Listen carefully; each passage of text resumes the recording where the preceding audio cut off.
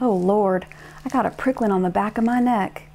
Either somebody walked over my grave, or else I'm being watched. I turn to look, and there he is, staring right at me from up by the snack shack.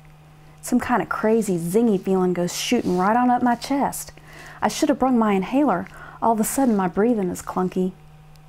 Hell and high water, he's headed this way, and he's got that big old smile plastered on his face like I'm his long-lost best friend. And I haven't a clue what his long-lost best friend would say. I drop my bike down in the sand. Hey, he says, just like last time. Aw, hell. Hey, I reply, promising myself that no matter what happens, I will not run off like a baby. We met behind the library, he says. I remember you, I say, all shy-like. I'm Savannah, you know, as in Georgia. Hell's bells, I should have kept my mouth shut. But he smiles at me with those sparkly sea-green eyes. Jackson, he says, as in Mississippi. I'm fixing to fall out just turning that name over in my mouth. I knew he weren't no John or William, and that's when it happens. I feel my chest cave in, and all of a sudden I can't get no air. Mama's gonna kill me for forgetting my inhaler. My eyes seem to pop right out of my head. I reckon I must look like the devil's own bride. Some wrong, he asks, as I gasp and cough. I know my face is turning red. Asthma, I croak, feeling desperate and dumb as a dish rag both. You got one of them inhalers or something, he asks, looking concerned. At home, I manage to say. He pulls up my bike and sets me on the seat, then straddles it in front of me. Without so much as a look back to his cousins, he rides me straight on home to my house, me sitting side saddle on the banana seat, my hand grabbing hold of his shirt to keep from falling. Even in my terrified state of oxygenless existence, I can't help but enjoy the warmth of his body so near to mine.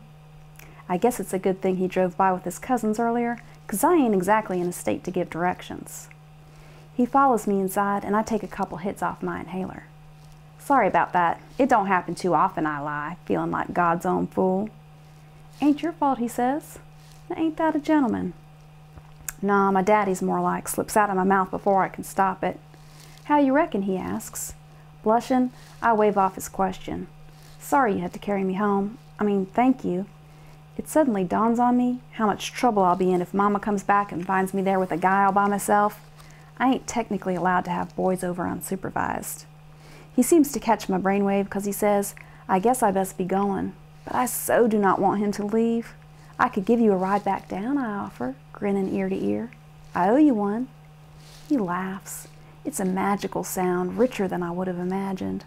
All right then, but I get the seat this time, he warns. And then, as it often does right after an asthma attack, that funny feeling comes over me where I suddenly somehow know what's heading down the pipe. It's like when you've been trying real hard to remember something, and as soon as you quit, bam, there it is. This time what pops into my head is a big old feeling of heartache. But I set it aside and ride that grown boy right on down to the beach, him hanging onto the pockets of my shorts as I stand in front of him peddling. Where'd you get off to? Billy Joe asks soon as we hit the sand. We've been looking all over for you. I guess I better go, he says quietly, looking away. Thanks again, I say. The Channings hoot and holler as if we've just been rolling around in the hay.